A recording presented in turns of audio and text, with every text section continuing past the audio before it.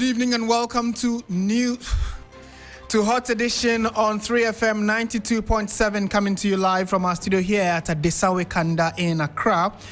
We are live around the world on 3news.com and also streaming on our Facebook page. Coming up this evening, President John Dramani Mahama removes Chief Justice Gertrude Tokonu from office with immediate effect upon recommendation from Article 146 committee that probed petition for her removal. We have details of the story for you, plus the various perspectives being shared by some legal brains in the country. Also coming up, Electoral Commission says it is ready to commence distribution of electoral materials for Akwatia by-election, which is slated for tomorrow. We have the very latest from the ground, including a scheduled emergency meeting involving political parties and the National Peace Council. Details of all these and more, including sports and business, coming up. Stay with us for details.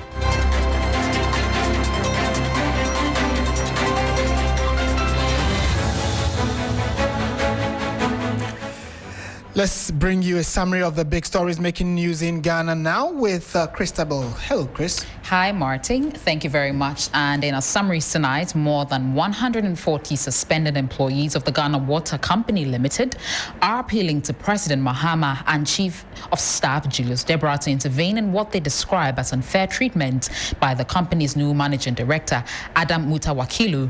The workers suspended since Friday say the decision has left many of them homeless, financially distressed and unable to provide for their families. Spokesperson Yusuf Amuda Adam Gunu said all internal attempts to seek redress have been ignored.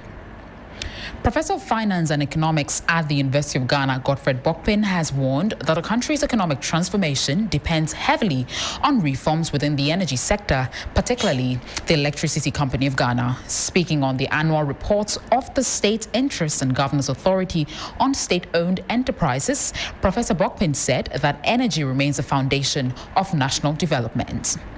In other stories, the EC says it is ready for the Akwatia by-election scheduled for Tuesday, September 2, 2025. According to the Eastern Regional Director, John Apia-Bafo, the Commission has taken delivery of all ballot papers and packaged them appropriately.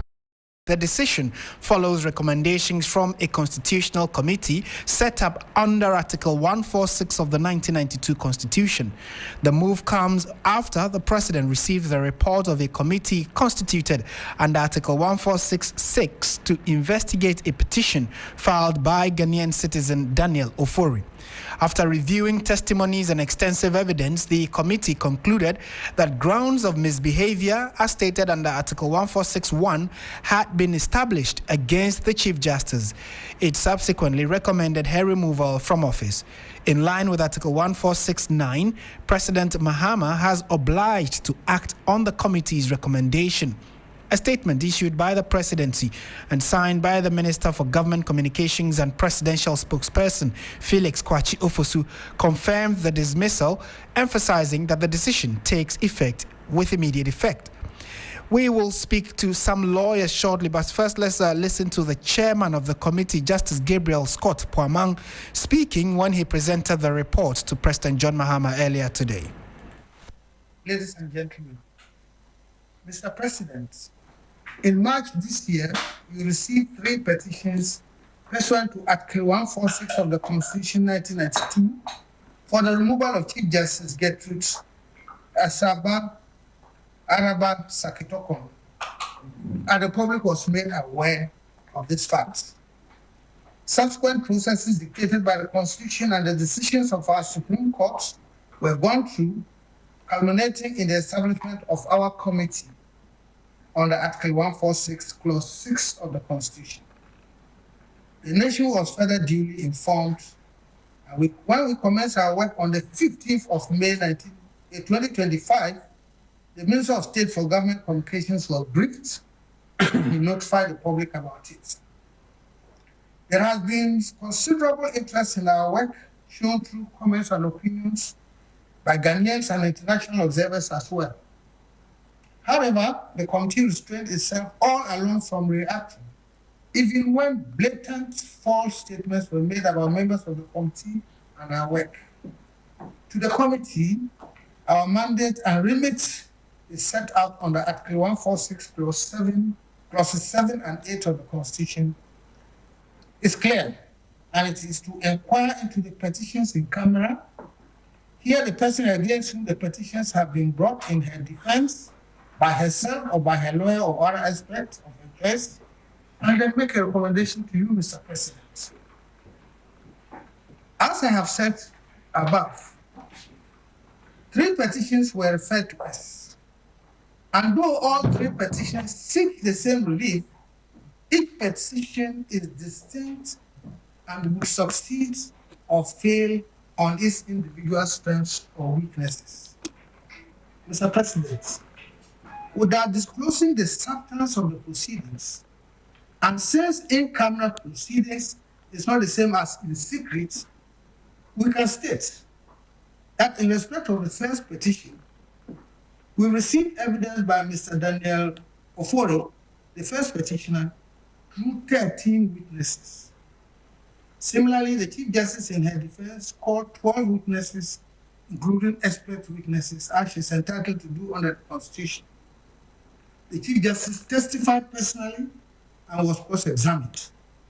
The committee received about 10,000 pages of documentary evidence from both sides. There were 4 lawyers that represented the first petitioner, Daniel Ofori, and 4 lawyers represented the Chief Justice. Mr. President, after critical and dispassionate examination and assessment of all the evidence, including the expert evidence, against the provisions of the Constitution and the relevant laws, we have, without fear or favor, arrived at a recommendation on the first petition. The recommendation is contained in the envelope which I now give to you.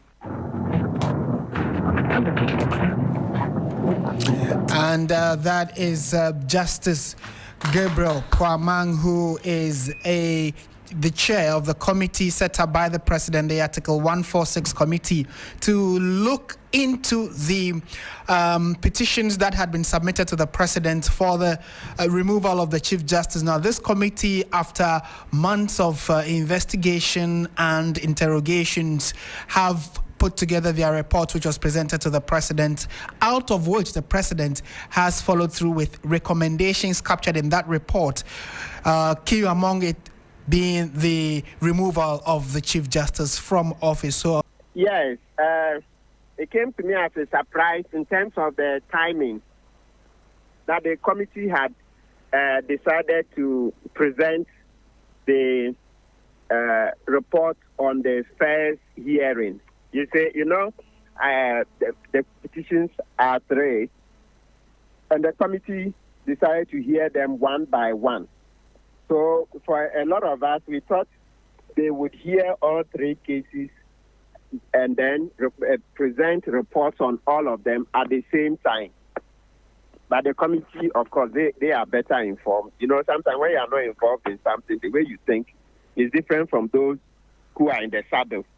So for the committee, once they finish this one, and especially as you see, Martin, it said that Chief Justice Tokonu came and sought an adjournment that they should not hear the other ones now. She sought an adjournment. And if they've already finished one, and the respondent, that Chief Justice Tokonu, has sought an adjournment, it makes sense to go and present one report. You see, so for me, as an outsider, I was surprised because I thought we were going to deal with all 3, and then there'll be, all reports on all 3 will be given at the same time. So I had told, listen, I had given opinions, on various TV stations and radios that the earliest we'll finish will be October. That's next month. And true, yes, look at it, 1st of September. That's when the report on the first one has been submitted. So we're still left with 2. You see, so there's a surprise that it came earlier. But, like Chief Justice Tokonu herself says, the law is the law. Nothing stops the committee in law from presenting a report on what they have finished. So if they finish, once they finish one, there's no need to let it stay on the shelves and gather dust. So I'm sure. Yeah, but Council, looking look at how sensitive the position of the Chief Justice is and how much public interest this particular issue had generated. Would one petition be enough grounds to remove her? Wouldn't you have thought that maybe out of the three, at least two should have enough grounds on which we can say, well, she has erred, and because of that we are taking her out? But after just one of the petitions had been thoroughly reviewed, the committee thought that it was okay to recommend her removal. You think it is grounds enough, or it carries that much weight? Absolutely. Absolutely. One petition can remove a Chief Justice or, let's say, a Justice of the Superior Court for that matter. It all depends on what is in that one petition. Remember that this particular petition had more than 20 allegations. I think, if my memory serves me right. Yes, the count. Yes. So even in one petition, if it carries one allegation and that allegation is made out, it can lead to a dismissal. In the same way, if one petition carries 20, 30, 40 allegations, and let's say even 2 out of the 20 are made out, it can also result in a removal. Are there any grounds now for Madam Tokonu for what may be... Hello, Council, can you hear me? Hello, Council Pebu. Yes, hello. Yes. Martin. Good. I was asking that, is there any avenue for Madam Gertrude Tokonu to challenge this decision, or it coming from the President after a thorough investigation like this brings finality to the case? Yeah, so she can challenge it. So she can go to depending on what she's challenging. But most generally, because the committee is not a court, strictly speaking, she can go to the High Court. You remember the last court Madam Tokonu went to in Ghana was the High Court. Yes, so this is a committee. If she's not happy with stuff that have gone in there, yes, she can do judicial review. Judicial review, because the Constitution doesn't mention appeal. You see that the two are different. Let's explain this very well, Martin. In law, when you want to say you are appealing, technical law, when you say you are appealing a decision, it is the law that has to give you the right of appeal. So we call it appeal is a creature of statute. You can only appeal if the law says you can appeal. But when you read Article 146, you don't see anywhere it is stated that when the person is not happy, the person can appeal. But as for going to the High Court, what we call judicial review, that one, you can go. You don't need it to have stated that if she's not happy with anything, she can go via judicial review. That one, you don't need it to be written. But when it comes to appeal, I'm appealing against a decision. There's a principle in law that before you can say you are filing an appeal, the law must expressly say you can file it. If the law doesn't say so, you cannot just go and file an appeal. The two are different. When you are doing judicial review, the way it is done is different from when you are doing appeal. Yes. Okay. Counsel, thank you so much. And before you leave us, engage me, last question would be, we know that she wore 2 hats technically as Chief Justice and also a Supreme Court Justice. So does this dismissal kick her off both positions, or at least she now drops back to just the level of a Supreme Court judge? It takes her off both positions. It takes her off both positions. So the thing is that Article 146 Clause 1, even is talking about a justice of a superior court. It's not talking even about the position of Chief Justice. Let's read it. It says that a justice of the superior court or a chairman of the regional tribunal shall not be removed from office except for stated misbehavior or incompetence or on ground of inability to perform the functions of his office, blah, blah, blah. So you see, it says justice of a superior court. Right. Chief Justice Tokono is a justice of a superior court. When we say superior court, we mean High Court, Court of Appeal, Supreme Court. And she's a justice of the Supreme Court, so she can be removed. So that's how, and once she's removed as a justice of a superior court, it affects her position too as Chief Justice. Right. Okay. Yeah. Martin Pebu, thank you so much for your time this evening. Always a pleasure talking to you and bringing some perspectives to some of these national conversations. And clearly, many of you who have been listening and following this particular issue are also welcome to share your thoughts on our various social media pages. We're actually streaming on Facebook, so you can drop a comment there. Subsequently, we'll be reading it out to the rest of the world. Staying on the subject, though, we've also been joined by Alexander Kwejokom Aban, who is a private legal practitioner as well and a former member of parliament for Gomua West. Mr. Kwejokom, good evening and thank you for your time this evening. Good evening, my brother. Right from the inception of this matter, when investigations commenced, the president or government, for that matter, stood the grounds that they are strictly following what the Constitution asks them to do. Now there is a final verdict on the subject.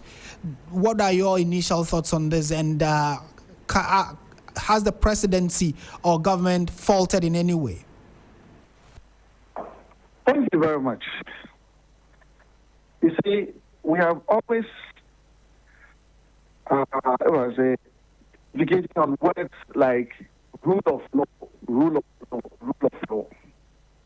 Rule of law does not necessarily mean that you have a law to point to. Because the justification for all this has been that we are following what the Constitution says. But those of us who have done jurisprudence and have followed democracy know that it is not so much that you have a law to point to for you to say, oh, we are doing what has been actually given the law. But it has to do with how it touches the responsibilities of the people, right? How the people would say that in a chorus that this is good or this is bad. And so when you read all the theories, especially about the rule of law, I mean, pointing to a law is one, okay? And whether the law actually advances the aspirations of the people is another.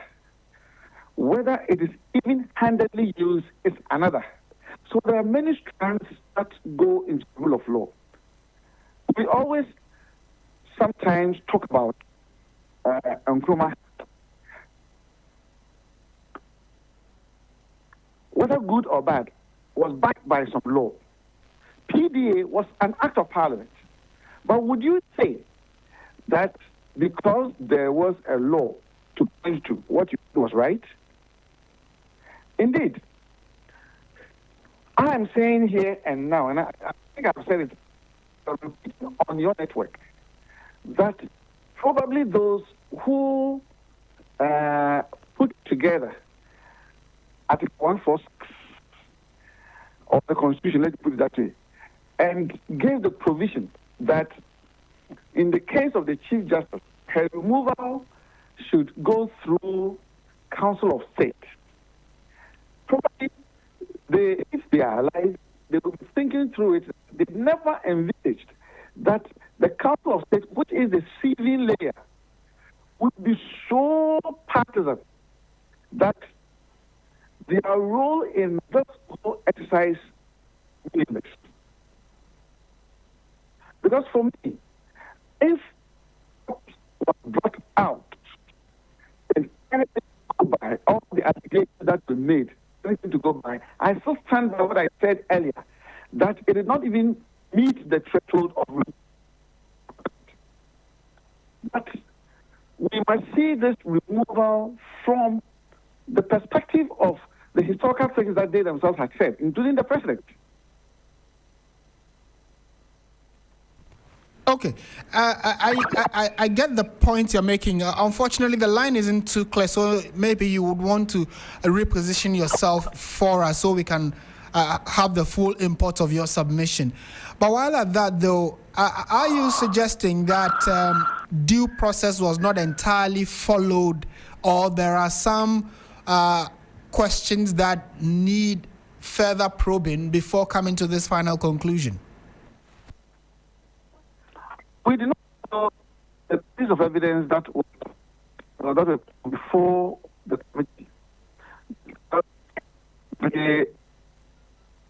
Unfortunately, we seem to be having a challenge with the line of Alexander Kwejukom-Aban, a private legal practitioner. He's also a former member of parliament for Gomoa West. We'll try and re-establish that connection, and hopefully it's a better one from what we have had earlier. We have challenged hearing fully the submission he is making, but clearly the news that everyone is reacting to at the moment is that of the decision of President John Mahama to follow through with the recommendation of the Article 146 committee that was probing the Chief Justice Gertrude Tokonu, who has been removed from office with immediate effect. You would recall that right from the onset, when the three petitions were presented to the president followed through what constitutionally he was mandated to do and forwarded the petition to the Council of State, and then subsequently the committee was set up to look into the merit or otherwise of whether or not the Chief Justice has fallen short of expectations of the holder of that office.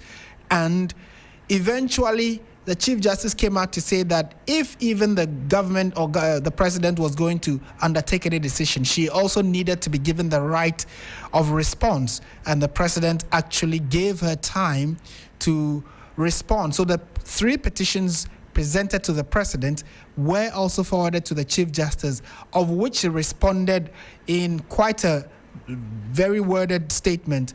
And based off on that, the committee was also giving her response and the petitions. She has been to court a number of times seeking different things. One of it was to get the court to suspend the committee that had been set up to look into the petitions presented to them by the president. Also, she elevated the case out of the Ghanaian jurisdiction to the ECOWAS court, where the case is also being heard, and we have not gotten to the end of that as well.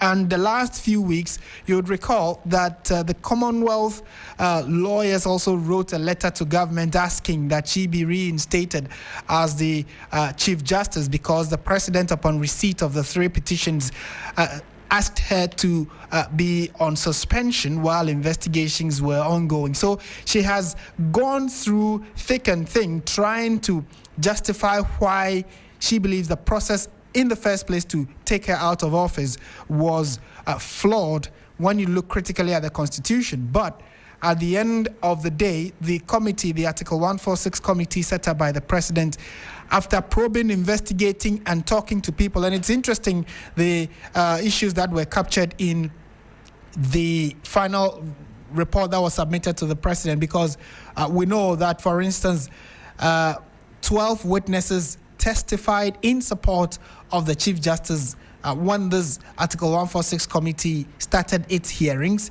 and also 10,000 pages of documentary exhibits were received by the committee, which had to take time and go through all these evidence to ensure that their final outcome was watertight. Again, 4 lawyers caught. What happens to those cases? Are they on the face of it moot at the moment, or clearly they still have some nuances around it that the system need to allow for her hearing to be done? In the coming days, a lot of legal perspectives on this have come up, and we'll try and get you the best brains to also try and ascertain whether or not there is any merit to the accusations and allegations currently coming up. But we would update you subsequently when we do get further and better particulars regarding this. But at the end of the day, what we have on the papers right now from the office of the president is that Madam Gertrude Isaba Tokonu has been removed from office and no longer Ghana's Chief Justice. So there is an acting Chief Justice, and we would also then hope to hear what the president will do. Would he now be affirmed as the Chief Justice of the Republic, or there's a likelihood that someone else will now be nominated for that position. We'll definitely update you subsequently here on 3FM 92.7. And we have also a copy of the letter signed by Felix Kwachi Ofosu. It's on our website, 3news.com, or you can go to our social media handles and you will definitely hear all of that as well. Now, Felix Kwachi Ofosu, after the letter was released, which he had signed, also spoke briefly to us, trying to give further perspective as regards what the government had considered strongly before coming up with this final verdict. He spoke earlier to Alfred Okanse, who was also probing to find out what must have informed the final decision. I believe so, except to say that the chairman of the committee in the presentation of the committee's report stated that there were 2 outstanding petitions that they had not looked into because they had received representations from the parties involved for an adjournment of hearing into those matters. But with respect to the Daniel Ofori petition, there was no such request, and therefore they proceeded to look into it. And it was on the basis of their work on that petition that they have recommended the removal of the chief justice, which the president has done, as communicated in the statement that I issued a while ago, to dictate to the committee how they should or when they should do their work. So it is entirely within the purview of the committee to decide what to make of the outstanding 2 petitions. But the president has acted strictly in accordance with the constitutional stipulations that enjoins him to carry out the recommendations of the committee. That is what has happened today. How do you respond to the likes of Joshua Zato on the other line, who says that all of this process... The party that you would expect him to take a position similar to what his party has taken. If he doesn't furnish any basis for that position, except to make it, just like his party propagandists and members have done. But everybody who is fair-minded and has followed this process will be clear in their minds that the president has stuck strictly to constitutional positions. As of the MPP, they can abrogate and reproduce that when they want. When they were in power, the same as the 146 was used to remove the then head of the electoral commission, Madame Salazar, and 2 other deputies. I didn't hear Dr. Zato offer a whimper under to question and express any belief of political motivation. Suddenly, political motivation has been invented by him to smear this process in order to achieve a certain political end. I don't think that that's the kind of discourse or commentary we should be having on this particular matter. Let Dr. Zato and the rest of them in the MPP point to any specific infraction on the part of the president in respect of his handling of this matter. And you will find that, and indeed to date, nobody from the account has been able to point to any infraction, or no other person in any quarter within our society has been able to point to any infraction. That tells you, that shows you clearly that the drama started above board, we are started within the limits of the law, and that is what the law says should be done. I see. Well, it says the president could be executed, and that... How so? That's... That's all rest in the constitution. Which part of the constitution is that the president can decide not to forward it? The position is clear that upon receipt of the petition, the president shall, in consultation with the Council of State, determine prima facie. That is the wording of the Constitution. How then does Dr. Zato decide on his own that the Constitution should be disregarded because he believes that his party must rule and support behind the chief justice? I don't think that we can, entertain that kind of logic. Okay. And that is Felix Kwachi Ofosu, who is the government spokesperson. He's the head of government communication and presidential spokesperson there in that interaction with Alfred Okanse. This is still 3FM 92.7.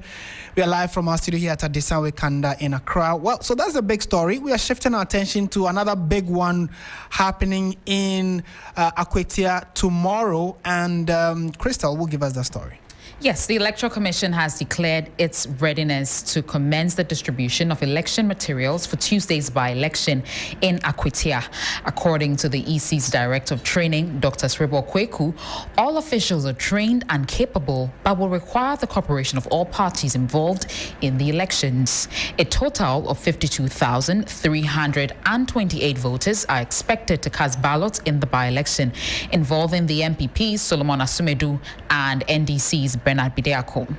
Dr. Srebo Kweku, Director of Training at the EC, and the Regional Director of the EC, John Appiah-Bafo, spoke to Mawena Edmeta a while ago. In summary, we are set for the election.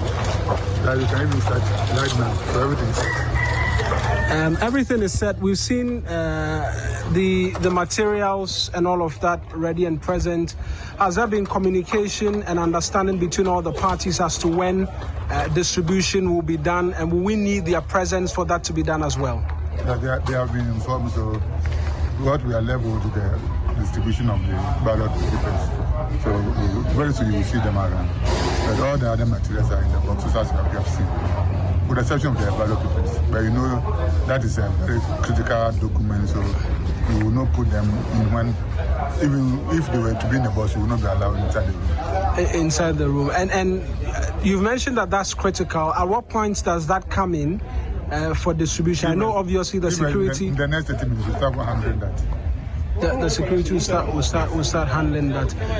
In terms of your officials as well, what's the level of preparedness? We know by-elections come with a lot of intensity from both parties seeking to swing the seat in their favor. We are ready. We have given them all the necessary training. So we are expecting that everything will be done according to the laws. And we are expecting that all the stakeholders will give them the necessary support. No matter the preparation the electoral committee will give to the officials, if the other stakeholders are not ready to cooperate, we have challenges. So as I've always been saying, that election is the work of everybody. All stakeholders should be on hand and give us the support.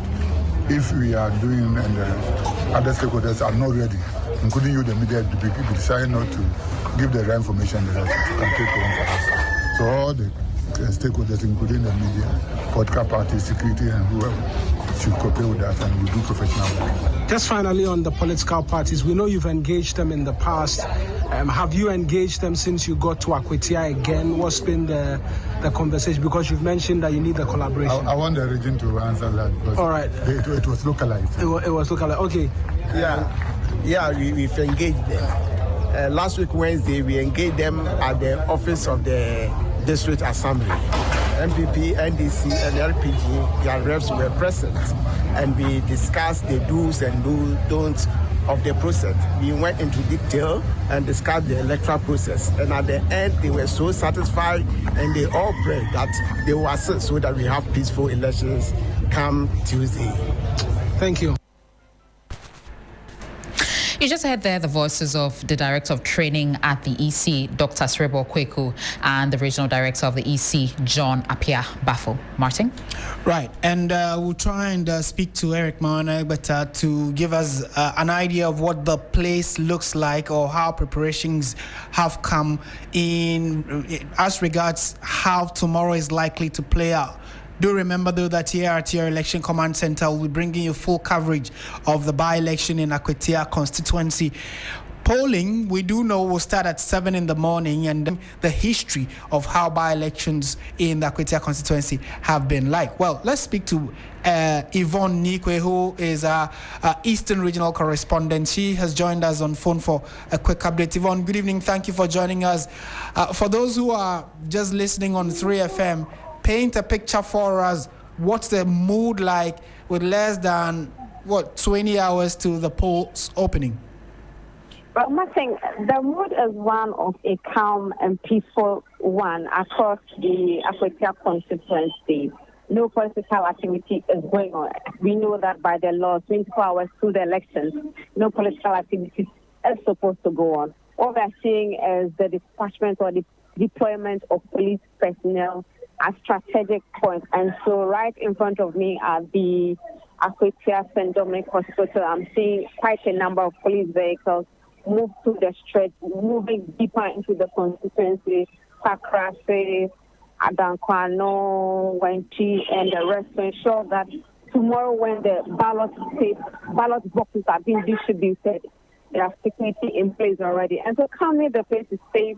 It has finished packaging its electoral materials, and tomorrow, God willing, the exercise will begin, and then the voters will start casting their ballot. I've been speaking to a number of the eligible voters. They are actually waiting and willing to go all out to cast their ballot to ensure that they do pick a representative for their constituency after the demise of the late MP, Ernest Yalkumi. Right, so we'll bring that to our listeners shortly. But tell us, we know that yesterday when the NDC was wrapping up its final rally, they said things along the lines of the campaigning is not ending and that today they will be doing more like house to house, door to door. Did that happen in the morning or it didn't happen at all? It's like every kind of political activity has come to a halt. Officially, every activity came to a halt, and so you wouldn't see mass exercises like we saw days to the election. Of course, they could go to house, but you will not see a lot of them in party paraphernalia or dresses, but of course they could walk into houses and do their engagement. That one, you cannot track it because they don't move like they're moving in team of buses and cars. But of course, until the elections are over, we'll definitely see politicians do their bidding and all of that to see that the electors are casting their ballots for them. Right, and finally, the concern many had was that of security. We've seen over 5,500 police officers deployed to the Akwatia constituency. Is that intimidating when you speak to constituents? How do they feel? Are they excited that they have enough security around, or they feel this could in and of itself prevent them from coming out to vote? Before today, they had mixed feelings in Africa. They felt that the numbers were too much. But yesterday and today, they have embraced the numbers of police presence here. They feel that, well, they have had a history already of having a bit of conflict or dispute when election matters, especially when it's between the leading two political parties. So, yes, they have embraced that. The numbers are supposed to be here for their own safety and the peace of the constituents before, during, and after the elections. The women especially felt that, well, it was in the right direction that they come here in their numbers, especially when the police themselves have to go around a number of the communities to engage them, to assure them that indeed their presence here is not to intimidate them, but rather encourage them and then guard them for any eventuality that might happen. Already, we do know that the police, Black Maria, FD, CP, all of them and their teams are here to ensure that, led by the Inspector General of Police, they are giving optimal security here. Thank you very much, Yvonne Nikwe, and do get your very well-deserved rest because tomorrow is going to be a long, winding day, so we'll definitely be coming back to you tomorrow for your report. Martin. Right, so that's Yvonne Nikwe, our Eastern Regional Correspondent, and she's there with the rest of the team, Marina Egbeta, and other reporters for our sister stations as well. Onuya and Connect are all there to ensure that we bring you full coverage of the election set for tomorrow, the 2nd of September, where Akwatia constituents will be electing their member of parliament. And ahead of that, though, the National Peace Council had been trying to have a meeting with the two leading political parties and any other participating party ahead of the voting tomorrow. And Henry Nana Boakye, who is the national organizer of the New Patriotic Party, had been speaking ahead of that meeting and gave indications that they had not seen the NDC executives at the meeting. Let's listen to what Nana Boakye had to say. We received this official invitation from the National Peace Council, and with your permission, I'll read. The General Secretary NDC, the General Secretary MPP, Dear Honorable General Secretaries, request for short meeting dialogue ahead of Akwatia and by-elections. Following the National Peace Council's engagement with the NDC on July 29th and the MPP on July 30th, in fulfillment of our pledge to engage you ahead of the Akwatia by-elections, the board respectfully requests a short meeting with the leadership of both the NDC and MPP for a dialogue in Akwatia ahead of the by-elections as follows.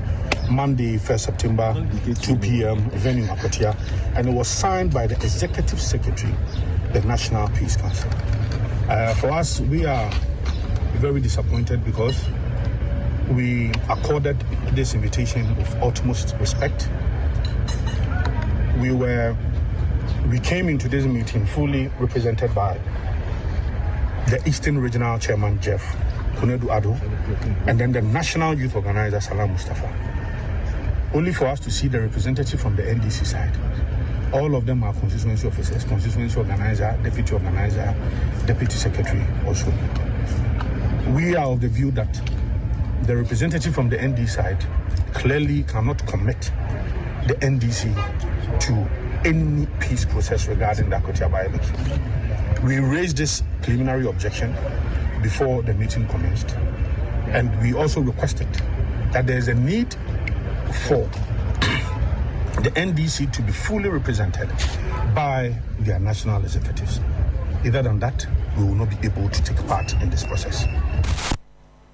So that is Henry Nanabuache, who says that due to the absence of national executives of the NDC at that meeting they were supposed to have with the National Peace Council, they were not also going to honor that meeting, or will not be part of the meeting, because NDC had sent just constituency executives. Well, make of it what you will, but that's what has happened regarding that particular issue. Let's go on to some other stories this evening.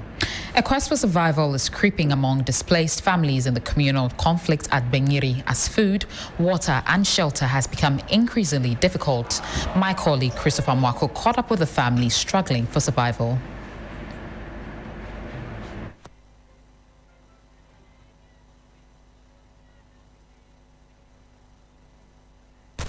Linda, a 5-month-old pregnant woman and mother of 2, is a resident of Benyiri who fled her home to seek shelter and safety at the Sola police station. She's been at the camp for the past 7 days.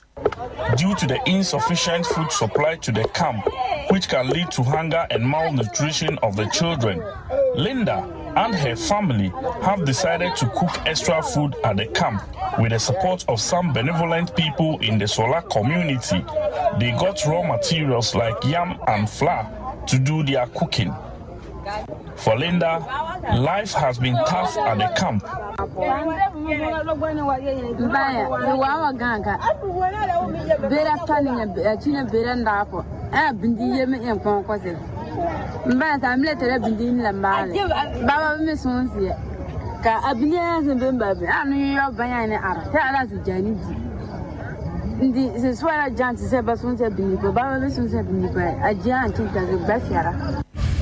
On Sunday, August 24, a communal conflict between 2 feuding factions over a parcel of land resulted in an initial killing of 5, with several others injured.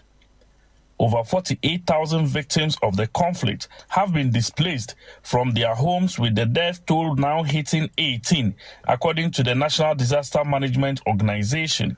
It's not good, but we have a lot of unconfirmed death situation, but officially I can confirm that. In total, for now, officially, we are talking about 17, 18. Both the Sola and Bole district assemblies are worried over the financial burden of the conflict on the assembly resources. My brother, for now, let's say that the limited resources is dissipated. We cannot rely so much on the assembly again, because the little that we have earmarked for projects have to go into this. We are talking of hundreds of security men that should run on the resources that we have. And as at now, I'm telling you that we don't know if support don't come from us, how we are going to sustain this pressure. A looming food, health and sanitation crisis seems imminent. Children who have fled with their mothers face the risk of losing access to education, which could lead to a generation at risk of poverty and instability. On Sunday, August 31, President Mahama sent a high-powered government delegation led by the Interior Minister, Muntaka Mohammed Mubarak, to meet the Yegbonwura and other key stakeholders over the Benyiri conflict. The delegation assured the people of government's commitment to peace. I can assure you that we are not leaving any stone unturned. His Excellency John Dramani Mahama is very concerned, and he's showing leadership and is pushing to make sure that we resolve all these things as soon as possible so that peace will be returned to this place.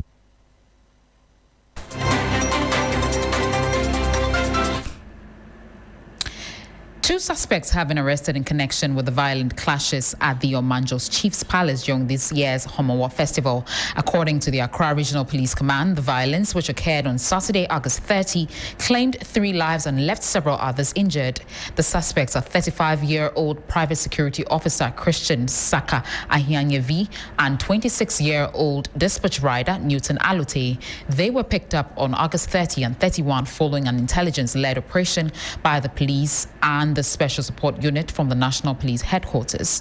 The police retrieved 18 spent cartridges from Alute, while Ahianyevi was found with a locally manufactured pistol. Hello, good evening and welcome to the business segment on Hot Edition on 3FM 92.7. Coming up tonight, CD suffers sharp weekly depreciation across interbank and retail markets, losing over 6% against major currencies as year-to-date gains narrow. This story and others lined up for you. Please stay.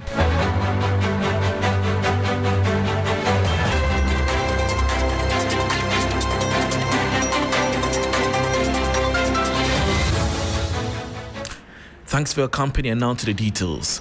The Ghana cedi lost significant ground against major trading currency last week on both the interbank and retail markets. The local unit weakened on the back of strong foreign exchange demand and limited supply support. On the interbank market, the cedi shed 6.58% to the US dollar, 6.2% to the British pound, and 6.51% to the euro, closing at 11 cedis 40 pesos, 15 cedis 40 pesos, and 13 cedis 34 pesos respectively. In retail trading, the currency also fell by 5.8% against the dollar, 5.44% to the pound, and 4.53% to the euro, with mid rates settling at 12 cedis 50 pesos per dollar, 16 cedis 55 pesos per pound, and 13 cedis 35 pesos per euro. Moving on, in today's tech-driven world, mobile money is transforming how we pay quickly, conveniently, and right from our phones. Ghana's mobile money transactions reached 735 million cedis in June 2025. But as 3 businesses, Kofi Mawedem Noel, hit the streets to investigate, the big question remains: are Ghana's small businesses fully on board or still weighing their options? The following 3 Business News Desk report has the details. According to data from the Bank of Ghana, total volumes of mobile money transactions for June 2025 were 735 million, resulting in 323.16 million cedis in value. However, from the roadside vendors around the Medina market to phone shop owners, mobile money is within reach, but not always within use. While some businesses welcome it with open arms, others remain hesitant. How has it impacted the business? I can't tell. It doesn't impact in any way. It's the same as the physical cash, or yes, it's the same thing. What of any challenges that you face so far using mobile money? We've not been facing any challenges. What I've realized is that a lot of the youth and the elderly choose to use mobile money due to convenience, and a lot of people actually don't like using the physical cash because of theft and all this stuff. At first, we used to take Momo, but due to some scammers, we do not accept it again. We only direct you to a Momo vendor to withdraw the money in physical cash before we sell to you. Interestingly, the informal transport sector is catching on. Some choo-choo drivers and their mates now accept mobile money, even though it comes with its own set of challenges. Because of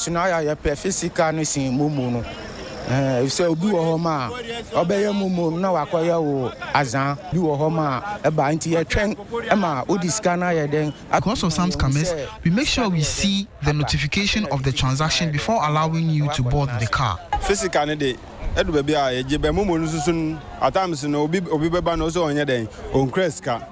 Due to some people not having the physical cash for their transport fares, we sometimes accept mobile money.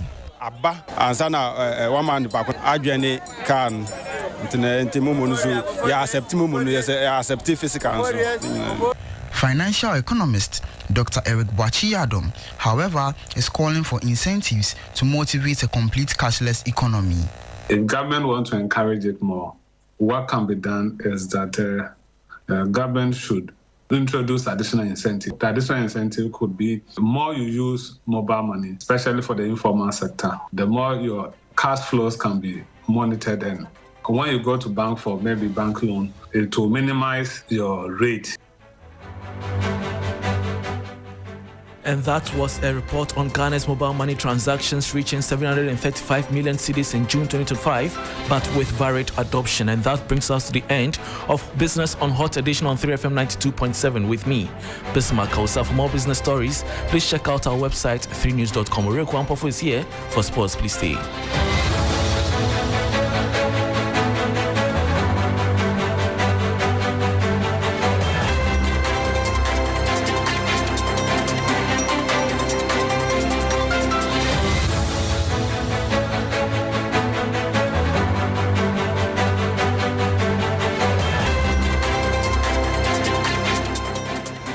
Hello, good evening, and welcome to the sports segment here on Hot Edition on 3FM 92.7. My name is Oreku Ampofo, and we start by going live to the Accra Sports Stadium, where the Black Stars are officially having their first training session at the Accra Sports Stadium ahead of the double-header qualifiers for the 2026 World Cup in the games against Chad and Mali. My colleague Bill Ishan is currently at the Accra Sports Stadium. Bill, good evening, and you've been at the Accra Sports Stadium for the past few minutes. What have you noticed so far? Yes, so 12 players attended the training session, 10 outfield players and 2 goalkeepers. The goalkeepers being Joseph Anane and, of course, Benjamin Asare. But among the outfield players, what we noticed was that Gideon Mensah did not warm down with the rest of the group. He was actually stationed right around the technical team box, just doing his own personal stretches, while the rest of the team did some warm-ups, did some rondos, and tried to sort of engage in that live training session with the Black Stars. Then we've noticed a number of fans, including the supporters union, cheering on top of their voices from the start of the training session up until now.